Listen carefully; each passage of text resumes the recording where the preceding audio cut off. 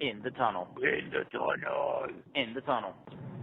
You're listening to In the Tunnel.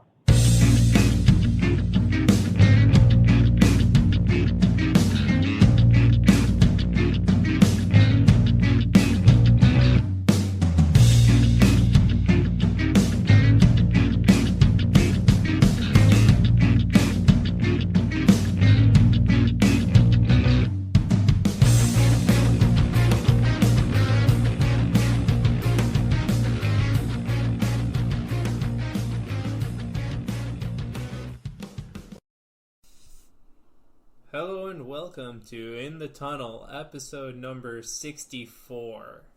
There's a song about 64 that we can't sing. We don't have anywhere near the clearance to play a Beatles song. No way. It's a shame because, I don't know. I was going to make a reference about what the Beatles did and what essentially they would have done during a quarantine era, which they basically did to make all their music. And how if we did the same thing, we would just get fined. Or not fined, but... So, hooray! Yeah. Alright, anyway, And we stay sober, relatively. So, we are getting right back and finishing up March Madness. Yep. Middle of April. Perfect time. Yeah, this is the time it normally ends, right? Yeah, exactly. Well, no. We are about a week past when it normally ends. But due to the times of quarantining, became the need to stretch things out as long as we could. Okay. Despite the fact that we only finished getting the last episode up like yesterday. Yeah. So here we have Akron and Chattanooga. So we'll just see who gets the title, who gets to the title game. Whoa. We must first go through the never-changing record of how Akron was 24-7 and Chattanooga was 20-13. Okay, well, that doesn't count the games that they have won or lost in this tournament. Well, won. Well, yeah, the websites that actually have credible information don't seem to count their tournament.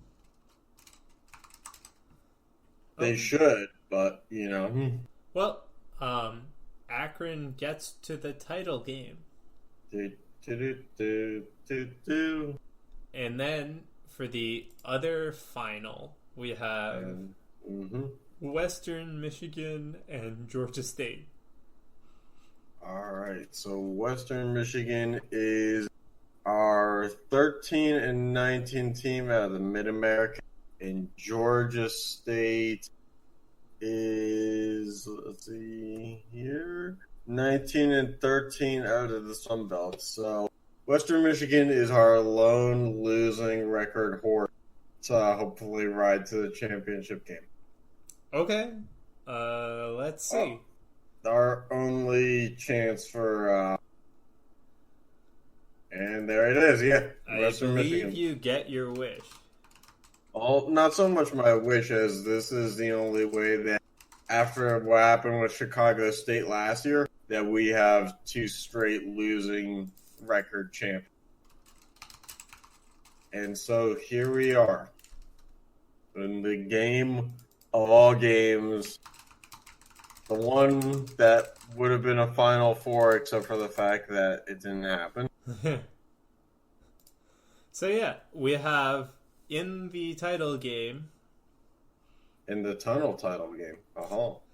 Akron versus Western Michigan. All right, Akron better than Western Michigan. We just went through this, so if people forget, Akron was like 24-7. Yeah, but and Western Michigan was like the opposite. But for this game, we are going to wheel their scores, right? Yep. Throw out all the rules, throw out all the records. This one's 0-0, as they say in games that are more meaningful. So, who gets to know their score first? The higher seed would go first, which would be Western Michigan. Okay. The 9 seed, Western Michigan, versus the 15 seed, Akron. All right, and we spin the wheel. All right, and Western Michigan is going to put up a solid 92 points. We created a wheel that goes all the way from 60 to 100. Normally, the games don't go much, higher than really in the 60s, but since none of this is realistic anyway. So then Akron gets their score. What do they get? Akron, let's see here. 62. There you go. A solid 30-point blowout. And Western Michigan is your champion for 2020. And we'll probably find out this summer that they're going to discontinue their basketball program or something. So there you go. Go out on top. Michigan. Yeah, it could have been anybody, and it was them. And just to recap here, the worst team in the Mid-American Conference at 13-19. Oh, that's nothing, dude. Where's the 6-24 team? Honestly, next year I'm hoping for a return of either Chicago State or an introduction to Kennesaw State, the one in 2018. Oh God! Okay. If Kennesaw State, if they make the tournament, if they don't make at least the Sweet 16 or the round of 16, I should say, major disappointment. Okay. Because these are the expectations I have for my life. All right. Well, I guess next episode we can go through Western Michigan's road to the championship. Sure. Road to the championship. Can't wait to find out which dude on their team has a ponytail, because most losing college basketball teams normally have at least one. Oh. All right. Let's look through the roster here. Western Michigan basketball roster. I'm sure that none of this is going to be any help. Let's see. How much of a help is it going to be, really? I don't know, but let's see. It's already on the 2020-2021 basketball roster on their site, which is kind of disappointing. Isn't it going to basically be the same because they're letting all graduating seniors play next year? For spring sports. Basketball, technically, no spring sport. Really? Well, that's Let's see. Nope, no ponytail. That's disappointing. Oh. Okay. But they do have a Canadian. Oh. Oh wait, no, they have 2 Canadians. Oh. Nothing says basketball like 2 Canadians on your roster. All right. Well, now that this playoff is over, we're moving on to our next one. Senor. So yeah, we'll be doing the NHL playoffs. We'll be doing Eastern and Western Conference, and at least today will be the first round. Yes, and this is purely based on the hypothetical 24-team playoff format. Yeah, that would have.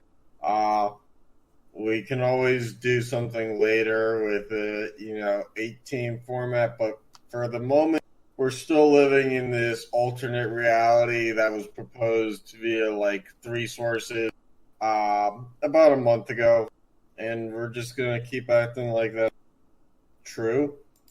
Yep. Even though it's probably not. Now's the time to get weird with it. Yeah. So our first series is the Islanders and Blue Jackets. So how these wheels work is it tells us who's going to win and in how many games. Yep. Then we'll break down the series based on how these performed against how we think they should have performed. Sure, something like that. All right, so Blue Jackets Islanders. Now, the Blue Jackets should technically win this because they have the higher seed. And the Islanders win it in 4. Clean sweep. Yeah. And that's why we keep the wheel around. Because it's just that insanely stupid shit that keeps us wildly entertaining. All right, and let's look into the Islanders now and understand just why they are going to win in such a dominant fashion. So it's crappy internet pulls up everything. I mean, you really don't expect this, but coming off of the Corona break, the Blue Jackets just couldn't pull it together in practice, so they just fizzled out. Yep. So the Islanders' top point scorer is Barzal with 60 points, relatively low. Mm-hmm. Their top goal scorer is Brock Nelson. He has 26 goals, which not bad, but that's not bad. This is not the build of a dominant team. And then, it goes 2019, 18. They only have 9, 10-plus goals scored. And, I mean, does Derek Brassard really count? No. I guess so. Yeah, I guess, but no. No. What? He's not on the active roster anymore. Yeah. Wait. Whoops. Yeah. Anyway, all right. What about the Jackets? The Columbus Blue Jackets. Jeez, Sean. I don't know. Columbus Blue Jackets. All right. Wow. Okay, yeah. Islanders deserve to sweep them. Top point scorer is Pierre-Luc Dubois with 49 points. Wait. And their top goal scorer is Oliver Bjorkstrand with 21 goals. Wait, no. I mean, they do have 3 40-plus point scorers, but yeah. Their best player has got only 49, and he's a 21-year-old. Yeah. How's Nick Foligno on it, anywhere near the top of any payroll? He only has 31 points. Nick Foligno has one more point than a defenseman on his own team. Do you remember when we had him on our fantasy team? Yeah. That didn't really work out. Nah. Nope. Well, I guess the rankings lie where the Islanders should be 8 then if they don't have that knockout scorer who can get above 50 even though... Yeah. Wow. Well, wow. It's just, yeah. All right. The next series is the one that you have the most vested interest in. Who? The Penguins versus the Canadiens. Oh. So, do you think Pens in 4? Nah. Canadiens in 7? Sure. If not 5. Really? I mean, the wheel never predicts my teams to win anything. Oh my god, dude. Hold you. Right on the nose. That's 2 weeks in a row I've gotten one on the nose. Canadiens in 5. Canadiens in 5. How could you? I don't know. This one is The odds were better too. Yeah. Nothing will beat last week when I basically won an 80 chance of getting it right, and Yeah. I got it right. But let's see. The Canadians' 61 points scoring leader Tomas Tatar, and his infinite wisdom of, I thought he was way older, by the way. I thought he was like 34. He's 29. Yeah, he's young. Why did the Wings give up on him? Dude, he was not working. Yeah, well, it's the Red Wings. It's all like broken, like brake pads and stuff like that. Yeah, but I mean, hey, what did they give up for 25 years of almost dominance, right? Apparently a whole lot of Rugla. Let's see. Philip Denault with 47 points. And then it drops off from there. Why don't we Tatars, just get to the stars of your team that just underperformed so heavily they could only win one game? Oh, boy. Let me tell you. It's probably Malkin. It's probably going to be Malkin. It's probably going to be a lack of Patrick Marleau doing anything because he's not really a quote-unquote star anymore. I said star. I didn't say Patrick Marleau. Yeah, exactly. See, although Malkin does lead the team with 74 points. But he just couldn't put up many points in this series? Yeah. Sounds about right. You can't expect to be losing these games like 5-4. You're probably losing these games like 2-1. Oh, it's probably like Matt Murray's fault, let's be honest. Matt Murray can't pitch shutouts like he used to. In our defense, just absolute trash other than John Marino. Like, I'll throw Chris Letang under the bus too. That dude cannot play both ways anymore. Not that he ever really did, but no Oli Mata. Oli Mata's with the Blackhawks. Yeah, no Oli Mata anymore. That's what I said. Oli Mata was not great in the playoffs ever. No. All right. In fact, in 2014, a lot of people blamed him for the reason that they lost to the Rangers. Yeah. But hey, there goes all of our hope for a Pennsylvania playoff series.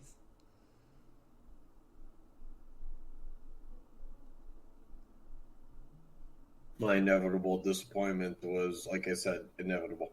All right, on to the next series. We got the Panthers and the Maple Leafs. All right, let's do this. Let's do it to it and screw it. All right, well, whatever that means. I don't know, but I'm trademarking it and putting it in a scrapbook. Well, I got nothing better to do. Thanks for putting your phone on silent, by the way, Sean. Yeah, I should. This wheel just loves the low numbers because the Panthers take this one in 4. Oh, good thing I had the Maple Leafs pulled up. All right, the Florida Panthers proudly have Derek Brassard again. I just figured they never left. Jonathan Huberdeau has 78 points. What the fuck? Yeah, dude. Like, I pay attention to them. Like, good news for them is Vincent Trocheck is top 10 in points for their team. That's really going to come in handy during playoff time when he's on the Hurricanes. Mike Hoffman is their top goal scorer with 29 goals. Huberdeau third in goals with 23, and Evgeny Dadonov with 25. They have 5 20-goal scorers. That's pretty damn good. Yeah. You know, that counts to over 100 if you do the math. And then they got, a few more. So then, aside from John Tavares, who underperformed on the Maple Leafs? Oh, boy. Let's see. I'm going to guess Marner. Okay. Let's see here. I'm going to go Tyson Barrie just because in terms of hype, there's not much more that you can give a defenseman only to watch him fall flat on his face, if I could talk. And that's pretty much all he's done this year. We gave him a try on our fantasy team. Absolute dog duty. Yeah. What about like Nylander? Eh. I mean, he's the fourth best player on the team, so Oh, okay. Okay. probably doesn't function without another star helping. So Yeah, true. yeah, but there you have it. If All you right. could be Toronto, you would be not a winner.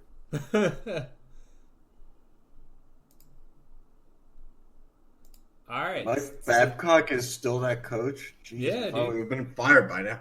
No. All right, so on to the last first round matchup for the East. Mm-hmm. We have the Hurricanes and the Rangers. Any I'm not pulling comments on this anything one up. before we go? Yeah, I'm not pulling up any websites yet. Okay, let's go.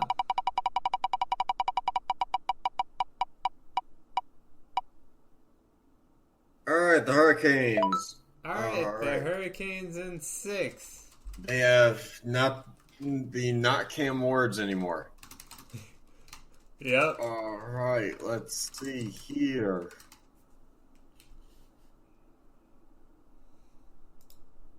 Mm-hmm. Sebastian Aho is their leading scorer with 66 points and a major contract. He also has 38 goals. That's way more than I ever would have thought that he had. Good. And then Savesh, whatever his name is, the guy who got beaten up by Ovi, has 24 goals and 61 points. Ah, okay. Those are pretty good top 2, I'm assuming. Yeah, exactly. And then it falls off drastically from there. Yeah, but when you have Aho and Svechnikov, right? Yeah. Well, maybe Dougie Hamilton will come back for the playoffs. Yeah, maybe. Well, no, wasn't he out the entire time? Yeah, but the playoffs aren't going to be till like June. Oh, yeah. Dude, Gensel might be back. I mean, at that point, like, I would just sit out, though, because, like, it starts in June. It's going to take forever. Then you have the season starting in September, right? Oh, yeah. Athletes well known for being smart. True. You nailed that one. All right, so before we move on, right?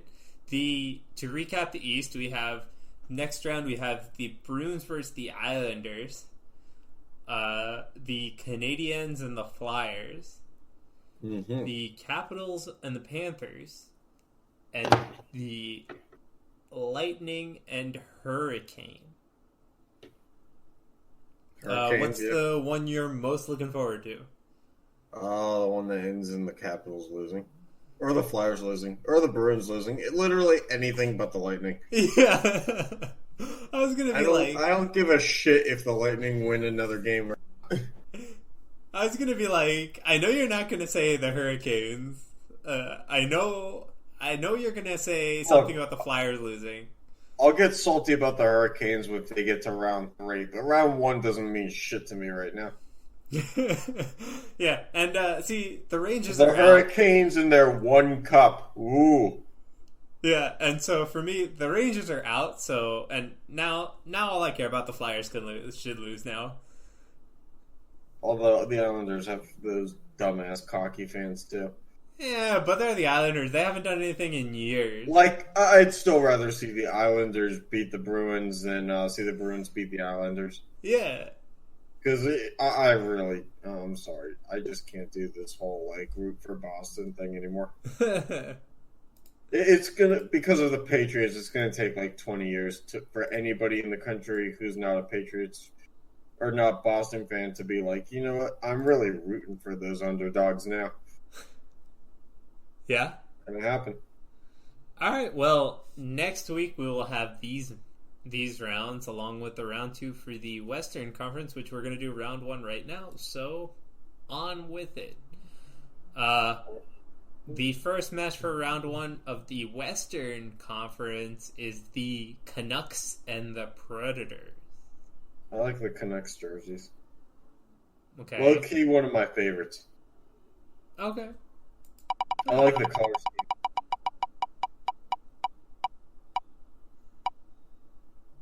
Yep, and yeah. And no Canucks for you.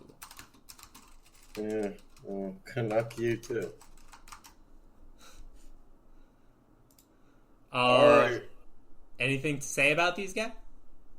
Well, let's see. The Nashville Predators. Lo and behold, that page actually does load relatively quickly. Roman Yossi, a defenseman, is their top leading scorer. Wow, thank God they poured all. Oh, thank God they gave Duchesne all that money. So yeah, 65 points for their leading scorer, and then it drops off. Philip Forsberg has 48. This is a team that does not deserve to win. Not a chance. Where's Duchesne, by the way? I don't know, but their leading goal scorer, Forsberg, only has 20. Duchesne has 13 goals in 66 games this year. Oh. Well worth over 10.5 a year, right? Oh, yeah, definitely. And it's amazing how stupid GMs are. Really? By the way, my camera froze, so that's cool. Yeah, so we have a frozen camera, but your mic is fine, which is weird. Well, we're just going to keep going then, I guess. Yeah. All right. You want to go through any of the Canucks players? I would love to do nothing more. And I'm back. Yep. I figured it out on my own. This is the help desk at work. Turn your camera off and put it back on again. All right, we're working? All right, call me back if you need anything else. On the Canucks side, yeah, the Vancouver side, eh? Not the Vancouver Blazers that went extinct in 1975. Wait. I'm on Hockey Reference, man.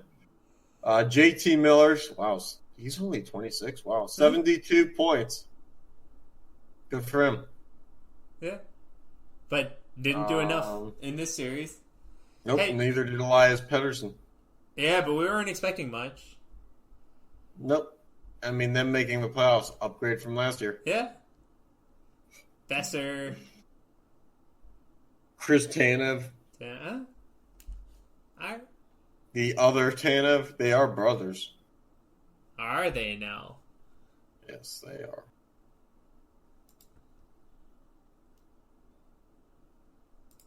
That's all I have to say. All right, on to the second matchup, which is the Stars and Blackhawks. Oh boy, this is destined to be the Blackhawks, right? You gotta think. I hope not. You gotta think. And I'm wrong. All right, here we go. Dallas Stars. Thank you, Wheel. All right, the Minnesota North Stars. No. Well, close enough. The Soviet All-Stars? What? Okay, no. Why is that on the site? No, I'm sorry. Slight segue here. The Soviet All-Stars need to be looked into. Yeah. Wait. They finished 8th out of 10 spots in 1978-79. They went 4-1-1. Somehow finished 8th in that. Wait, what? In 77-78, they went 3-4-1. All right, let's see what their career leaders are. Oh boy.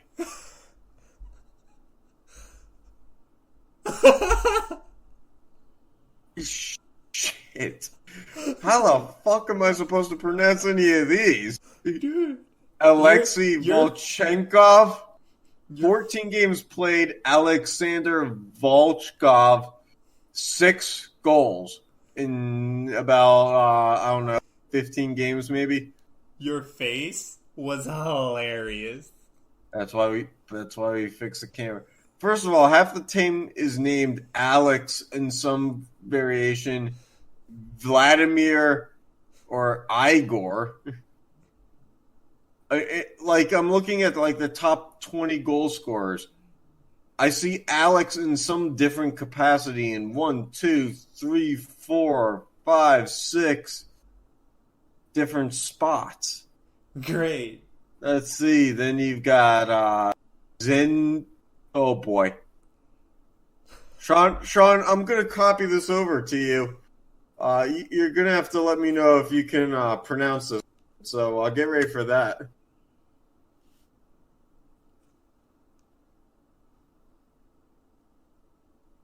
Let me know when you see that one, Sean. No. I think it's, let's see if there's a pronunciation guide here. And there's not. Okay. Zinetula Bilyaletdinov. Oh, God. I'm hoping it's anywhere near correct. Wow. That's just... We might have a name for the episode. Yeah. I think we're just going to call the episode that guy's name. Zinetula Bilyaletdinov. I mean, it's basically if I, just hit a button. Okay, cool. Here we go. All right, well, on to the Minnesota North Stars, please. Oh, right. No, the Dallas Stars. Wow. Yeah. No, the Dallas Stars, not Starts. Mm-hmm. Yeah. Oh, look, Alexander Radulov is hurt due to illness on March 7th. The illness is he's a cancer. Let's see, their top scorer is Tyler Seguin with 50 points. That'll get it done. With a 120-goal scorer at 20 goals. The whole Corey Perry thing, Corey Perry and Joe Pavelski not really working out. They have a combined 19 goals on the season. That's why you signed them to 3-year deals, right? Yeah. Oh, yeah. This Great team is GM not winning tactics a game. right there, man. This team is not winning a game. I'm sorry. I disagree with the wheel. This team. But maybe it's not that the team scores a lot to win the games. It's just that they have goaltending. Ben Bishop. Ben Bishop is having a pretty good year. Yeah. 92% on the saves, 2.5 goals allowed per game, 21 wins, 16 losses, though. Yeah. What about their backup? Anton Khudobin. First of all, both their goaltenders are 33. That's probably not great. Khudobin's save percentage is 93. 930. Sure. Who gives a fuck? And he's got a goals against of 2.22. All right. So look out for that .22 goal. Once that thing hits the line. Likely not to go over. All right. Well, hey, they managed to beat the Blackhawks in. Well, yeah. Look, we don't need to get into the looking up of the Blackhawks statistics to know that it's basically just a bunch of pictures of dumpsters in a table format. Yeah. So yeah. Old dumpsters. Yeah, old dumpsters with huge contracts. So. Yep. Can't win them all. What? Can't win them all. Yeah. All right, on to the next one, which is the Coyotes and the Flames. Oh, Coyotes. I hope Coyotes. The sad thing is they were actually having a decent year despite the fact that Phil Kessel and Taylor Hall have been absolute trash since they got there. Yep, well, good enough to win a round and upgrade the third round pick they gave the Devils to a second. All right, well, must have been a playoff Kessel. You know, the one that doesn't fake injuries. Yeah. And MVP caliber Hall. Yeah. I'd say like second round caliber Hall. Okay. Good enough for me. Like second round of the playoffs caliber. Good enough for me. Yep. And then there's the Flames, who basically just rely on aging defensemen. Yeah. None of this requires research. It's just all common knowledge. Yeah. I mean, they just doomed fizzled to fail. out. Doomed to fail. Yeah. Is James Neal doing any good anymore? I don't know. I think it was okay. Well, he's on the Oilers now, but we're going to get there, eventually, like next week anyway. Yep. He started off with, like, that really hot start. Yeah. And then he kind of mellowed out, I think. Yeah, 31 points, 19 goals. Yeah. Anyway, back on topic for whatever we're talking about. Which will be the next round, or the next series, which is the Jets and the Wild. We're not talking about Easter bunnies taking craps on, like, somebody's lawn? No. Okay. Well, where's the shot?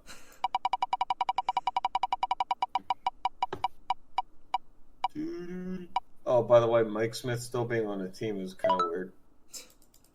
You didn't know that? No, I knew that it was there. The guy's 37. Stop playing him like he's the number one goaltender. All right, the Winnipeg Jets. The Winnipeg Jets win it in 5. All right, the Winnipeg Jets currently 4th in the NHL Central Division. Kyle Connor and Mark Scheifele both tied for first with 73 points. Goddamn, that's high. Then they have Blake Wheeler and Patrick Laine both in the 60s. Mm-hmm. And then Nikolaj Ehlers is 58, not Isn't far it behind. Ehlers? Who cares? If they want to put a pronunciation guide anywhere near, I'll gladly pronounce it right. Okay. Kyle Connor has 38 goals, Scheifele 29, Laine 28, Ehlers 25. So they score a lot. Definitely have a lot. Yeah, they score a lot. The problem is Hellebuck gives up 2.6 a game with a 92 save percentage, but their backup, should Hellebuck get hurt, 89.5 on the save percentage and gives up over 3 a game. Jeez. Well, so, that's probably why they're number 7 in this rankings and not, 1 to 4. Mm-hmm. You'd have to think so. Yeah. All right. What about any notable letdowns of the Wild aside from Suter and Parise? Well, their GM. Also, just them getting lucky to make the playoffs this year, that they had to expand the format. Exactly. Yeah, that's always good. Let's see here. I'm sure Alex Galchenyuk. Probably a very bright spot in the lineup, despite the fact that he's not. All right, let's see. Kevin Fiala was their top point scorer. Ryan Suter, despite being 35, was number 2, even though he's a defenseman. Yep. Eric Stahl, 47 points. Top goal scorer, Parise, still putting up 25 goals. And they have Fiala with 23, and then it kind of flames out after there. Okay. Yeah, not great stuff, but they're kind of like in that stagnant world. Also, Devin Dubnyk kind of lost the starter role. Mm-hmm. Alex Stalock, 91 save percentage, 2.67 goals allowed. I mean, with the team they're fielding, that's pretty good. It is, but it won't mean anything in the playoffs. Yeah, because the team they're fielding. It'll be trash either way. Yep. All right. So for the Western Conference second round, we have the Blues and the Predators, the Oilers and Stars, Knights, Coyotes, and the Avalanche and Jets. Looking forward to any of these series? Sure. Which? All of them. I don't know. I'd like to see a Blues Predator series. That's about it. Wow, you want to see them eat the Blues? Eating musical notes? This is the only year where you can make jokes about like the team names, and it'd be like, well, why not? It's not like anything else is going to determine things. Yeah. All right, so yeah, just a final recap. We had the Islanders, Canadians, Panthers, and Hurricanes win their first round matchups from the NHL, from the Eastern. And the Predators, Stars, Coyotes, and Jets win their first round matchups from the Western Conference. Yep. Anything else you want to say? Go Coyotes. Any insight that you want to leave us with? No. Oh, we were going to talk about baseball. We were? Okay. Just to really quick, we heard last week of that hypothetical scenario where the MLB season may start basically with every team playing in spring training stadiums out in Arizona and having all the teams live in hotels. And there's been different reactions to it, notably one MLB player who, I don't remember who, said basically like, that deep in Arizona, things don't tend to live out there, which is kind of an interesting take because why would they build stadiums in places where people can't live? Yeah. It's not like there aren't grocery stores or anything, but I think it's a weird look. I'm assuming people can live out there, they just don't. Correct. It's the perfect place for a deserted stadium. Not so much 30 teams and their staff members to play in deserted stadiums. Right. So, I mean, in baseball is one of those things where you just send everybody home. Because only MMA, true like, base... looking at getting a private island or something. Yeah, and then they ended up like shutting anyway. Yeah. Because the MMA guy Dana White was like, it's out of my hands, which I don't know that that's possible, but they're weird times. Honestly, it is what it is. Yeah. MLB is the one sport where I'd be happy for a couple days and then just go back to thinking that there's no sports anyway. Yeah. I mean, the MLB season is not really so long. Yeah, it's not really necessary to send everybody out to Arizona to watch the ratings drop after 2 weeks. Mm-hmm. Because 2 weeks might be the smallest sample size for an MLB season that you need. And this year, it's that all eyes would be on you kind of thing, where you have that instant high where the ratings are really good and then, dips out so quickly. So, yeah, I just don't see it being sustainable. I'd agree. And what is it? Then the NFL draft. Do you think that that's going to go smoothly? It being virtual. I don't think so. Well, at least let's just hope that nobody's. I mean, I just think that some team's going to complain technical difficulties. Oh yeah, for sure. Some team's not going to get their pick in like the 10 minutes, and they're going to say, "Well, no, we had it in." Yeah, but like, I understand they're going to do it. I hope that doesn't happen, but it's going to happen. And that's how the Giants are going to get the 99th prospect in the at number 4 overall. Yeah. Their guy went number 3, and they just like had an absolute train wreck of tech luck that basically went from moving the number 4 pick to like the 27th pick. Yeah. So yeah, that'll be interesting. And then like I said, I'll be interested to see how the prospects and everybody does with this. I'm willing to bet someone is going to get fired. I mean, NASCAR was doing virtual races. One driver, and keep in mind, not a real race, but a virtual race, spit out a racial slur and got fired the next day. That day being today. So, I mean, imagine what it's going to be like when, everything on the line for, some franchises' futures are there. Yep. And this isn't like a fake draft. This is the real thing. Mm-hmm. I could see some slip-ups vocally happening for sure. Okay. Oh, and apparently Roger Goodell is hosting a draft in his basement, and they're doing virtual simulations of each team's fan bases on like a green screen behind him.